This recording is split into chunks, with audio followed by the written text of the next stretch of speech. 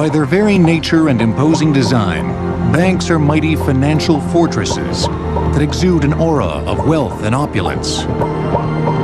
The message of architecture and bank history is a very interesting one. A bank building radiating the message of solidity, stability, trustworthiness.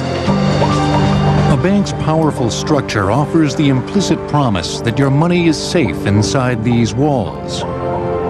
Throughout history, banks have maybe given a little more attention than most businesses to their appearance. Big skyscrapers showing that there's substantial resources there are part of the mystique of banking to give people that confidence. A bank is more than a building. A bank is something very special. A bank is trust, faith that people have in the bankers, in what they do. It is that representation of trust that is at the very core of a bank's existence. Without it, a depositor loses faith, and a bank reneges on its fundamental pledge.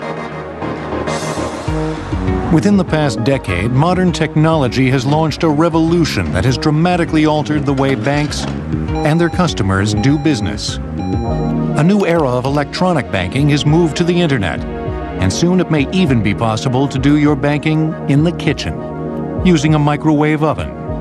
We realize the internet is a powerful new tool that's going to change financial services and the way they're delivered. Today, there are less than 10 million consumers doing online banking, and that'll be over 100 million in the near future.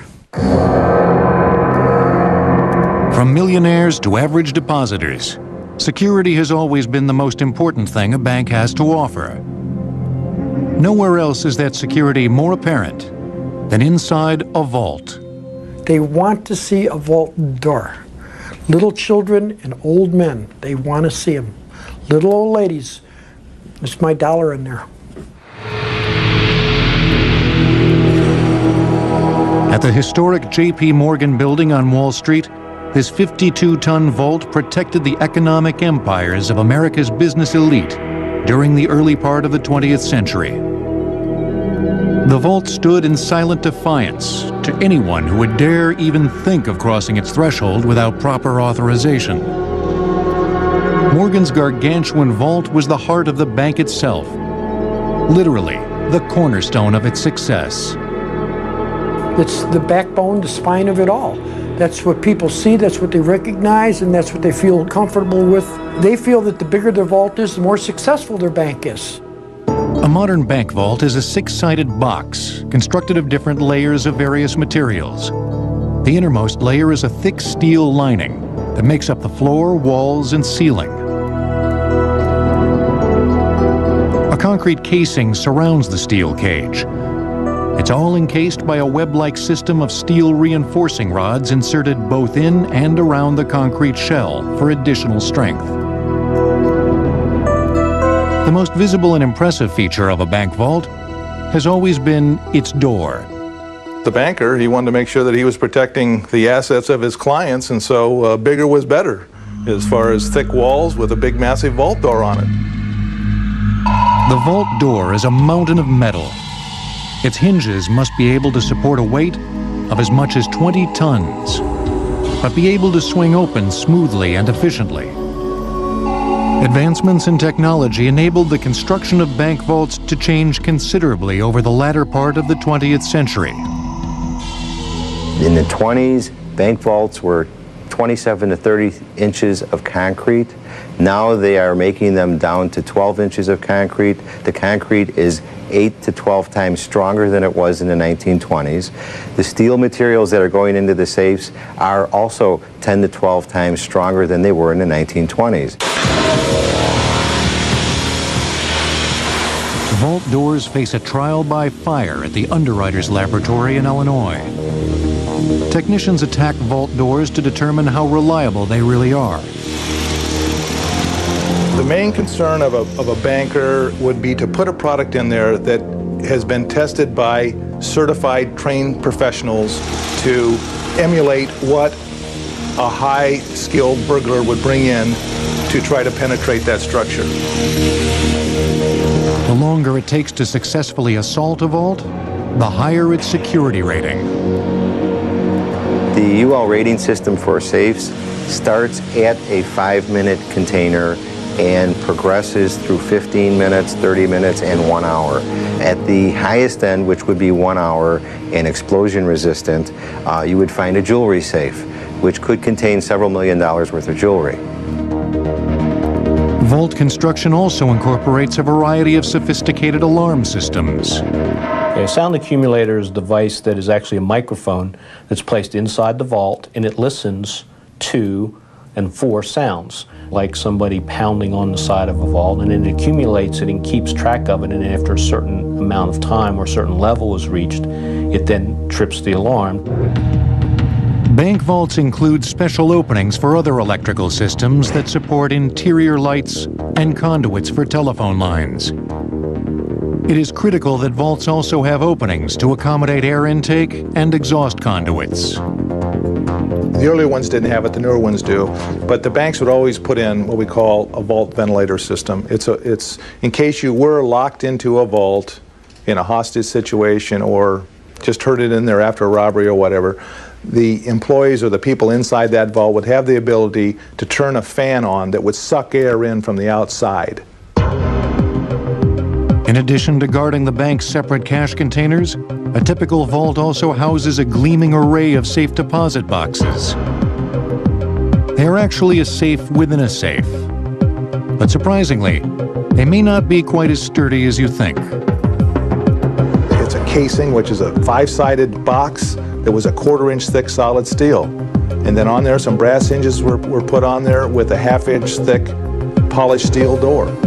The boxes have basically gotten lighter because your casings are thinner now. Some are just hollow doors with a lock on them. The banking industry said, hey, you know, I'm spending X amount of dollars to build this massive concrete vault and putting this expensive vault door on it. Give me something that's cheaper to lock up inside of my room here. A safe deposit box has 2 keys, one for the customer, one for the bank. The box can't be opened without 2 keys at the same time.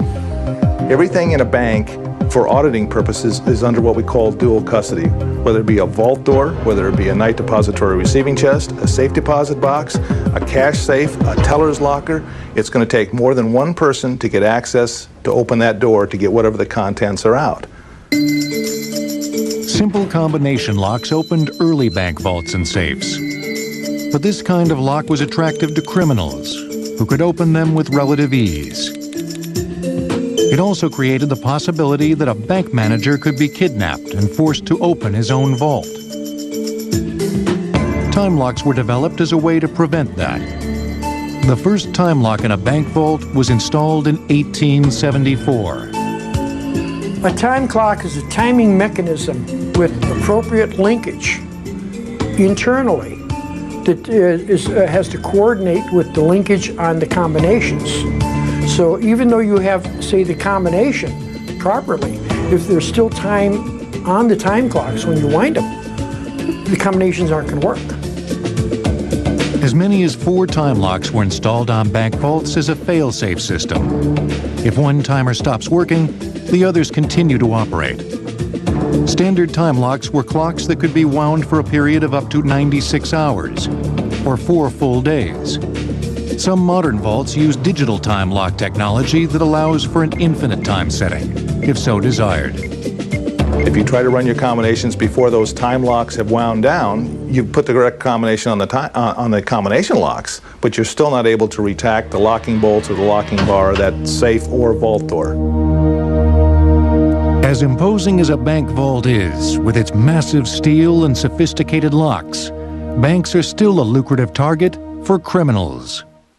In 1986, burglars tunneled into a First Interstate bank vault in Los Angeles. They stole $2 million worth of cash, jewels, and rare coins.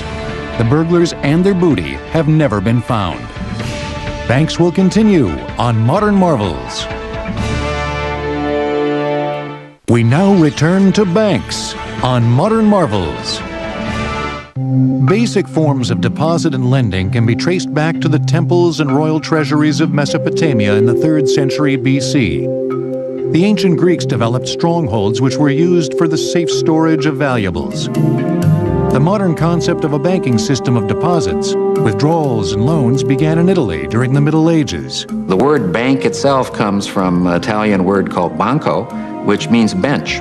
And the first bankers, nearly 1,000 years ago, would go into the piazzas in Venice and Florence and put down their bench, pull out their account book. Somebody would give them money, they would get a credit. Somebody would borrow money, they would get a debit or took out a loan.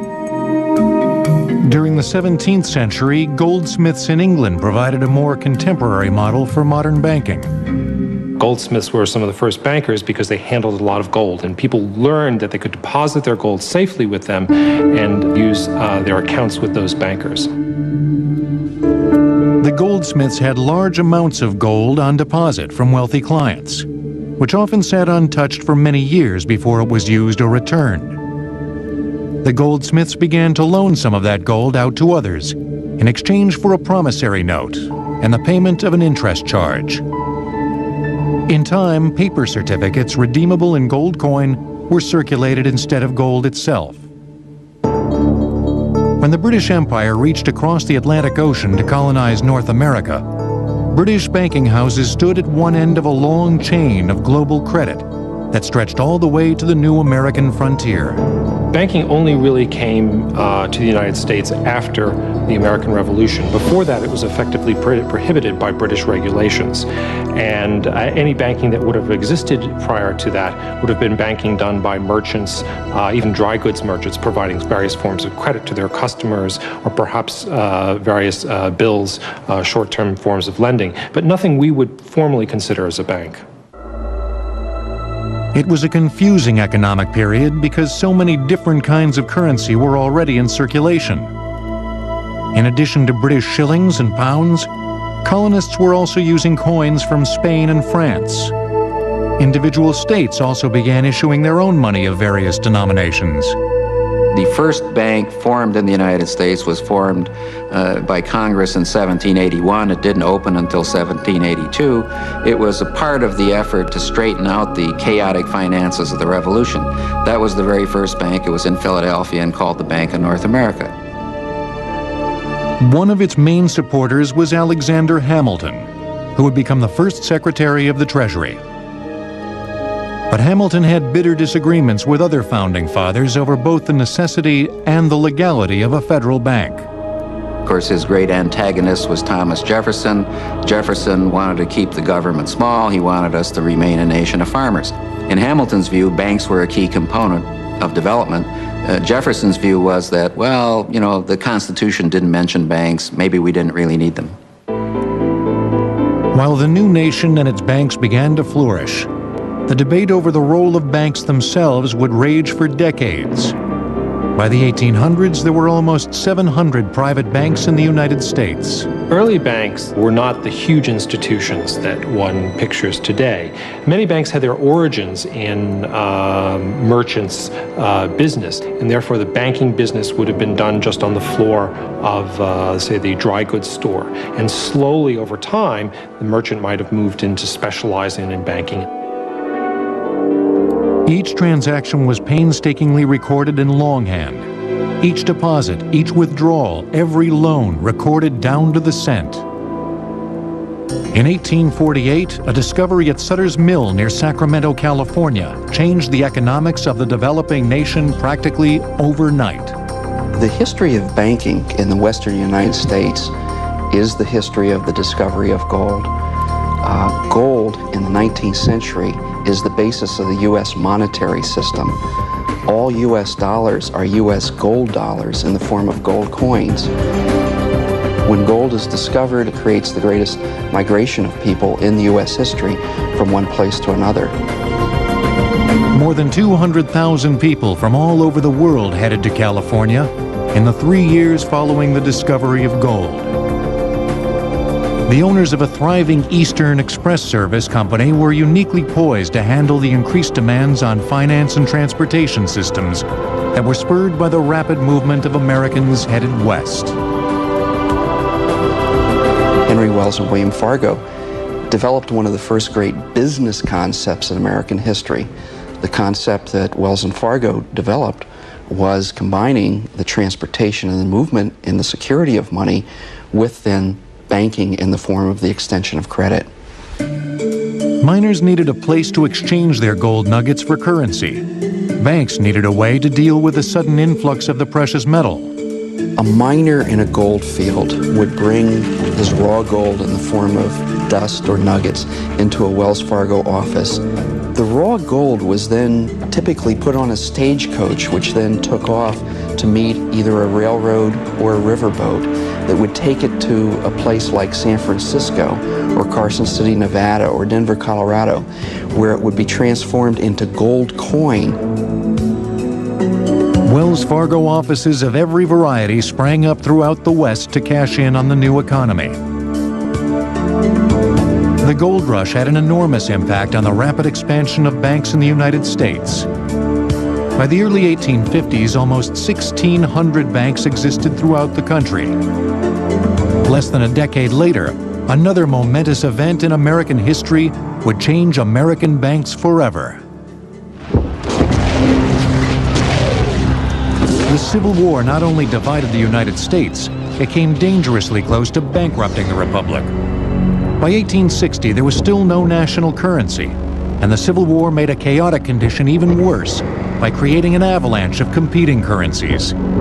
Confederate states printed their own bills. Banks in Union states did the same. Before the Civil War, all the banks of the country issued their own banknotes. Each one issued several denominations of banknotes, a 1, a 5, a 10, a 20, maybe a 50. So take, say, 5 different denominations of notes and 1,600 banks. You had 8,000 different appearing pieces of paper, all representing United States dollars. At the end of the Civil War, the federal government mandated a single currency for the reunited nation. It enforced that order by imposing a 10% tax on earlier currency, essentially making it worth that much less. In 1866, at the end of the Civil War, the federal government passed a law saying state banks could no longer issue these notes, and so we got federally backed currency. Out west, the gold rush had ended, and a silver boom had begun in Nevada.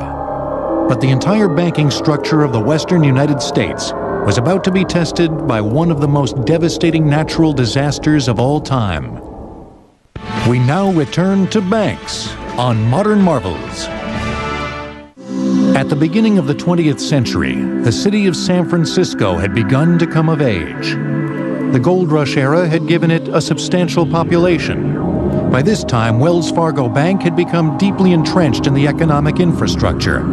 Then, everything literally changed overnight.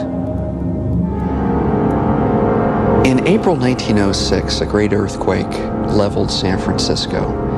But the earthquake was not the worst of it. The firestorm that followed the earthquake destroyed all of the remaining infrastructure of virtually the entire city. The banks in particular were in a difficult position because their vaults were so hot as a result of the ensuing firestorm that it was days before they could enter the vaults and see whether or not, in fact, they were still in business. The president of the bank sent a famous telegram to all depositors and correspondents. Building destroyed, vaults intact, credit unaffected. Eventually, he discovered that the contents of the vault had indeed survived intact. The calamity was also a trial by fire for another San Francisco financial institution, the Bank of Italy. The actions of its founder, A.P. Giannini, following the earthquake are still the stuff of legend. After the earthquake struck, AP made his way back up to the city and found the city in ruins. And the fire was starting to spread down in the financial district.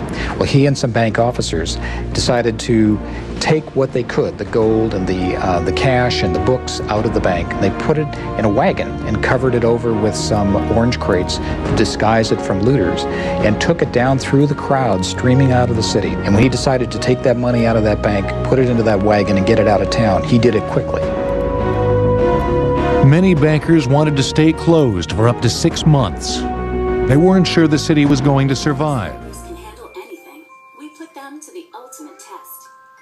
Dads, alone with their babies, at nap time, after a very full feeding.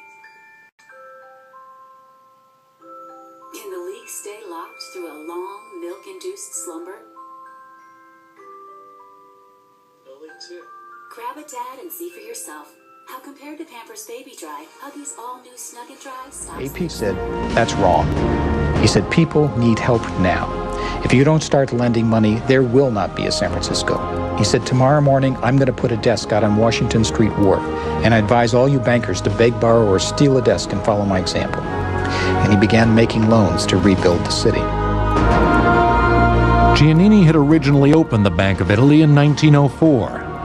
By 1918, he had expanded to 24 branches in 18 California cities. 10 years later, there were 292 branches throughout the state. The creation of a vast network of bank branches will be Giannini's legacy. He saw the potential of a thing called branch banking in America when no one had ever applied that concept before. There were banks that had small branches and they were separate offices, but what AP's vision was to create a statewide network of branches. Bankers in other cities did not exactly welcome Giannini into their territory with open arms. They saw the spread of his banking empire as a real threat. Other bankers in Los Angeles didn't want him there. The LA bankers took out ads that said, California does not need another Mussolini.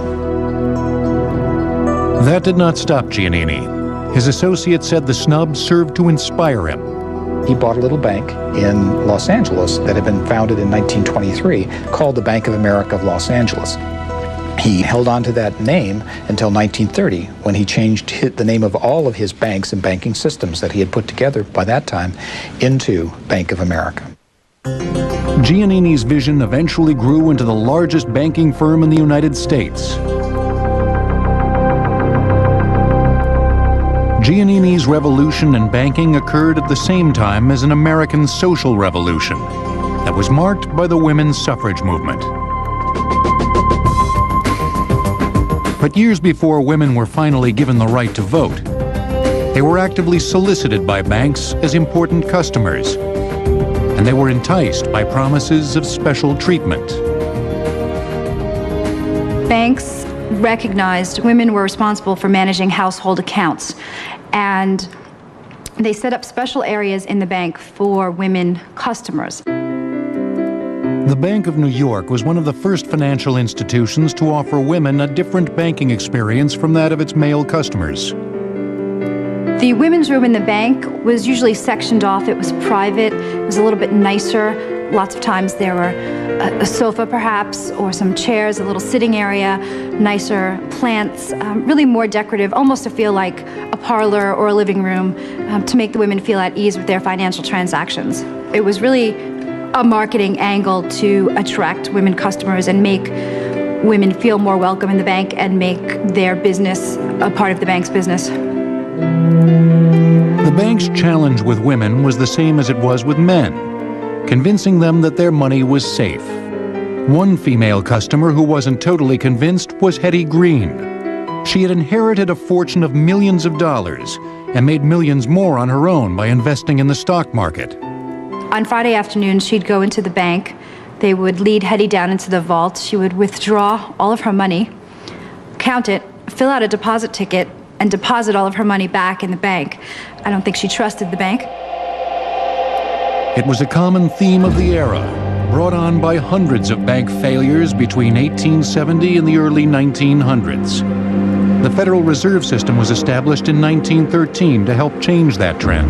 People lost confidence in their banks. Banks depended upon reserves of gold and silver. They didn't have a central bank backing up the transactions. And when people lost confidence or got scared, they'd run to the bank and they would take out their money and they'd cause a mini crisis in that region. It was a terrible situation. The Great Depression of the 1930s would pose the most monumental challenge to American banks and the country as a whole. Thousands of investors were wiped out in the stock market crash of 1929. But many banks had also made speculative investments on Wall Street. When the bottom dropped out of the stock market, It sent a shockwave of failure and despair through the American banking industry. The fact that you had 25,000 banks all over the United States meant you had 25,000 small institutions.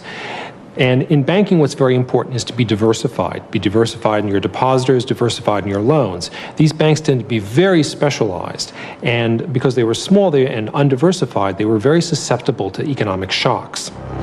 The Great Depression, of course, was a huge shock. There were massive bank failures across the United States. You went from having perhaps around 25,000 banks in the late 1920s to about 14,000 banks around 1933. The failure of so many banks, combined with a nationwide loss of consumer confidence, prompted people to stop spending what money they had. That loss of demand led to a dramatic drop-off in the country's production of consumer goods, making things even worse. The result was drastically escalating unemployment. By 1932, 15 million Americans, or 30% of the country's workforce, were out of work. Bank failures fed off that vicious cycle. I would say, in some sense, the Great Depression actually hit rural areas of America before the 1930s. Low crop prices, farmers couldn't repay their bank loans. But these were little tiny banks in places like North Dakota, and they didn't seem to have much impact on the rest of the country. What happened in the 30s is that as prices fell, lots of businesses could not repay their bank loans. Therefore, the banks closed their doors. Therefore, the public lost their money. And the idea grew that you ought to just get cash and keep it under your pillow or in your mattress. I can assure you that it is safer for you to keep your money in a reopened bank than to keep it under the mattress. President Roosevelt's response to the bank failures was the New Deal legislation that included banking reforms that would change the industry for more than half a century. Among its provisions, a new concept called deposit insurance. The Federal Deposit Insurance Corporation guarantees each account up to $100,000. That's an important element of confidence. It doesn't mean much to a business that might leave millions of dollars or transfer millions of dollars through a system, but that insurance gives the individuals confidence that their money is safe and sound. The government also took drastic action that split the banking industry into separate parts. It was decided that because of the stock market crash and the Depression, that it would be a good idea to break off commercial banking from investment banking. Commercial banking deals with loans and deposits. Investment banking deals with underwriting securities, issuing new securities. The Glass-Steagall Act in 1933 decided that bankers would have to choose either to be commercial bankers or investment bankers, but they couldn't be both. It was thought that banks would be less likely to fail if they were not operating as financial supermarkets. Economists today believe that bigger financial institutions are much safer because their risks are diversified. The merger between Citibank and Travelers Insurance that created the financial behemoth of Citigroup would have been illegal had the Glass-Steagall Act not been repealed in 1999. Coming up next, the evolution of bank security systems. If all the currency in the 5-story vault of the Federal Reserve Bank of Dallas was stacked in a single pile, it would reach 17 miles high. Banks will continue on Modern Marvels. We now return to banks on Modern Marvels. As long as there have been banks, there have been criminals who have been attracted to their cash assets like insects attracted to light. That was never more true than in the Wild West of the late 1800s, when marauding bands of outlaws terrorized banks in small towns on the American frontier. Perhaps the most famous outlaw of the era was Jesse James. His most notorious holdup took place in 1876, when he and his gang tried to rob a bank in Minnesota. When the bank clerk refused to open the safe, James and his accomplices murdered him in cold blood. In the shootout that followed, all of the outlaws except Jesse James and his older brother Frank were either killed or captured. 50 years later, the Great Depression triggered another nationwide spree of bank robberies and elevated a new generation of criminals to legendary status. The FBI named one of them, John Dillinger, public enemy #1 for his daring bank robberies. Dillinger's gang included men with nicknames that belied their violent natures. Babyface Nelson and Pretty Boy Floyd, both of whom were later killed in gun battles with police. It is at the very core of a bank's promise to its customers that the bank will keep deposits safe and sound from both economic peril and human greed. In the old days, the thought was to separate the teller from the bad guys, if you will, and you had that caged environment. Cages were meant to protect the teller from the threat of harm while providing a possible deterrent against bank robbery. For the most part, they worked. Tellers and their cash drawers were kept at a safe distance from the threat of intrusion from a bank robber. Primitive bank alarm systems were developed in the late 1800s. They started with what they called a multi-box alarm in buildings that they were monitoring, and by just pushing a button in those locations, it would send a certain kind of telegraph message to the office. Later, there was a tripwire, and if somebody would walk into the building after hours and trip the wire, it actually sent one of those signals to the central station. So hence the term tripping an alarm, which is still what's used today. A modern bank typically is protected by a myriad of alarm systems that can be activated both manually and automatically.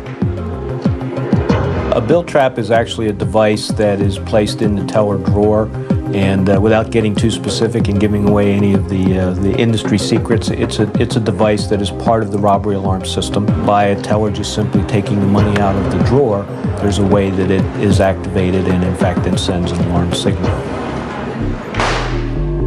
Bullet-resistant glass was developed that would help shield bank tellers from gunmen who would open fire during a holdup. Technology allowed the glass to get thinner, but stronger. Bullet-resistant glass is mainly used at a bank's drive-up window. However, sophisticated alarm systems remain at the core of a bank's security. Burglar alarm system for attacks that would take place in an intrusion type alarm after hours when nobody's in the bank. And then, of course, there's a robbery system that would be used to notify law enforcement in the event that a bank robbery takes place. We began to see the use of 35mm or hard print cameras. They were normally put over the doors to catch the full face of someone as they were leaving the office. We're seeing the use of closed-circuit television as a much greater quick way to get photographs of someone who's been in the bank. Today, within minutes, you can have photographs of people out of those closed-circuit television systems. We're seeing digital recording, which allows very quick, instant use and email of photographs to a police car. Mothers can handle anything. We put them to the ultimate test. Dads, alone with their babies, at nap time, after a very full feeding. Can the leak stay locked through a long, milk-induced slumber? No leaks here. Grab a dad and see for yourself how, compared to Pampers Baby Dry, Huggies all-new Snug & Dry To detect bank burglaries after hours, bank lobbies are crisscrossed by a network of sensors. Infrared is a form of motion detection. Infrared measures body heat or measures the heat, ambient heat temperature. Once an area is empty or vacant, a certain ambient temperature gets established. If a human being who has a certain body temperature walks into that, it causes a spike in that temperature and sets an alarm off. There's also ultrasound. Sound waves are actually transmitted, and it's the breaking of those waves, an intrusion into the pattern of waves that takes place that again causes an event to be reacted to. When ultrasound and infrared devices are used in tandem, both must trip independently in order to send an alarm. The system is going to be controlled through a control box where all of the various devices that can trip the alarm feed into. So you have a centralized point in the office that is kind of the brains of the alarm system. The simplest system involves a dialer and sends the alarm out over a telephone line, which can easily be disabled. But more sophisticated alarms are now being integrated into the bank's data network. To defeat them, you have to hack into encrypted data being transmitted continually with constant electronic monitoring at both the send and receive points. I don't want to say it's impossible, but it would be very difficult today. And that's called grade AA line security.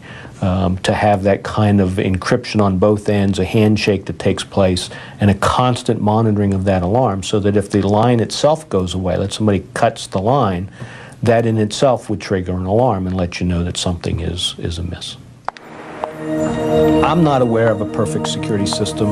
It is almost a chess game sometimes that we play with the bad guys, trying to stay one step ahead of the technology, and as we develop it, they find ways to attack it, they find ways to get around it. People are going to try and get to it, and it's just not infallible. Coming up next, the personal banking device that has become a worldwide phenomenon. Plus, internet banking and the question of security in cyberspace. We now return to banks on Modern Marvels.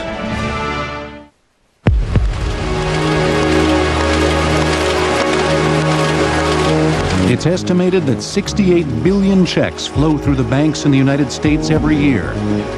The Bank of America's Regional Processing Center in San Francisco handles more than 4 million checks itself every day. Fundamentally have not changed check processing in 30 to 40 years. Checks are, without question, still one of the preferred methods of moving money that customers and businesses still employ. Up until 1950, checks were merely pieces of paper that banks processed by hand. That changed with the development of a revolutionary new encoding system. Strategically designed numbers were added along the bottom of checks that served to identify them to electronic readers. We refer to that as MICR. It stands for Magnetic Ink Character Recognition. It basically tells you everything about that check. It'll tell you what bank that check is drawn on. It'll tell you what Federal Reserve District that bank is in. It'll tell you the individual account number and what account it belongs to within that financial institution. In the 1950s, scientists at the Stanford Research Institute helped develop a new machine that would be able to read those ink numbers electronically. They gave their new computer a name, IRMA. Electronic recording method of accounting was revolutionary, and by virtue of getting that accepted across the United States by other banks so that they could exchange checks back and forth technologically, that just changed everything. IRMA could process more checks in one day than a bank's accounting department could handle in an entire year. Up until this point, banks had done their bookkeeping by hand. The development of mechanical accounting devices helped speed up the process and made record-keeping more practical. But it was still a laborious procedure. The technological ante was raised again by a little piece of plastic that would change everything. The banks quickly realized that the credit card was a natural for them because banks are in the business of helping us make payments and they're in the business of granting credit.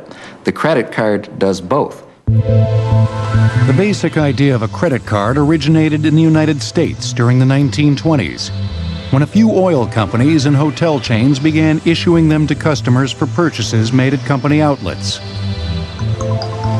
The first national credit card plan was Bank AmeriCard, initiated in California by the Bank of America in 1959. It expanded to other states in 1966 and was renamed Visa 10 years later. The convenience of the credit card encouraged the development of another piece of plastic that acted as a key in the revolutionary new device that would change the basic concept of banking, the automated teller machine. What you're talking about is a laminated piece of cardboard with a little bit of magnetic strip on the back. If you had suggested to someone 40 years ago that that would be the primary way most people would deal with their bank, they'd have thought you're nuts. There are more than 850,000 ATMs in use around the world, and every day they dispense an estimated $2.5 billion in cash.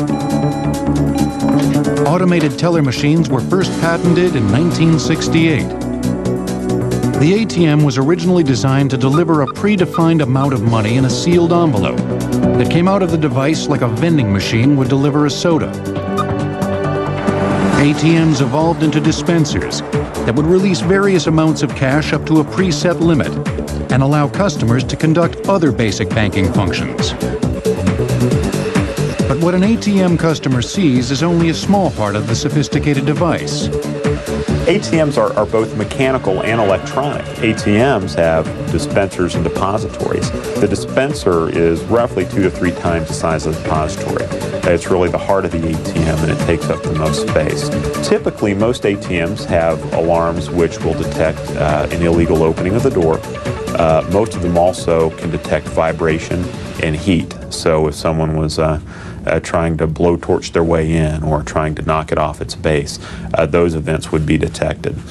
Most of them also have some type of surveillance. The machines also include a device called a runaway switch, which prevents the cash dispenser from sticking in the open position and shooting out $20 bills like a slot machine payoff. Banks like ATM machines because they cut personnel costs by reducing the number of tellers. ATMs also make money by generating withdrawal transactions called surcharges. They have always been accessed by the use of a customer's personal identification number, or PIN, that is physically entered into a keypad. But that is changing. Hello, Derek. My name is Stella. New ATMs will have sophisticated voice recognition capabilities. They'll also be able to speak to the customer. Would you like cash, statement, or your usual? Cash. The new generation of ATM will confirm a user's identity through a biometric retinal scan. Your own unique physical characteristics will soon be your PIN. We've called these things automated teller machines for years, ATMs. But the fact of the matter is, for the majority of their life, they've only done very few basic transactions. You can put an envelope in them for deposit or payment. You can withdraw cash, get a balance. The ATM is a device that needed an internet before there was an internet. The internet now allows banks to customize their ATM machines, personalizing screen displays for individual customers. We refer to those as products which are web-enabled. It's not at all inappropriate to think of them as street corner web portals. So if there are stocks that you are uniquely interested in, or the weather back home, is there a flight delay today that I need to be worried about? These are the kinds of things that can be customized to the individual user at the ATM. That brings us to the latest form of banking, which is done in cyberspace. Established banks have developed their own websites to complement their brick-and-mortar systems. Meanwhile, startup virtual banks that exist only on the internet have begun competing for business in this new arena. These online institutions use their cutting-edge status as a selling point. You have some people that are the first to get a cell phone, the first to get pagers when they came out, and they're willing to try any new technology, and internet banking is a chance for them to be the first on the block with the new technology. Online banking created new concerns about the safety of a customer's money, as well as protecting the customer's identity in cyberspace. Any financial transaction has some degree of risk. The biggest concern for executives at banks is that the data about their customers is kept confidential. And there's really two parts of concern. One is privacy, and the other is security. Privacy says that no one else on the internet or anywhere else could get information about that customer. And security means that the bank's assets are protected, that no hackers would go online to try and get that bank information or that money. For most people, this is a bank. This handheld device is also a bank. The internet is allowing the banks of yesterday to be reduced in size. In essence, whatever device you use to connect to the internet becomes your bank. In some sense, you might say that having your terminal is the ultimate form of a branch for a bank, because you have direct access to the bank and you can make your decisions very quickly. But with all these developments in modern technology, is it possible that brick-and-mortar banks are in danger of going out of business? When radio was first introduced, people assumed that there'd be no more need for a newspaper. Everything you could get in a newspaper, you could listen to on the radio. And the reality was, newspaper industry grew even as radio was introduced, and then of course television was introduced. So in the banking world, the introduction of internet banking is not going to mean that there'll be no more branches in the future. So we believe that branches will continue to serve a purpose, and the internet will augment that branch infrastructure. From its simple beginnings on the piazzas of Italy, banking has come into a new era and a new age. Simple methods of accounting have evolved into the lightning-quick transmission of vast sums of money over the internet. But time and history have not changed the basic tenet of banking, the promise that their customers' money is safe. That financial security is the key issue of what a bank is all about.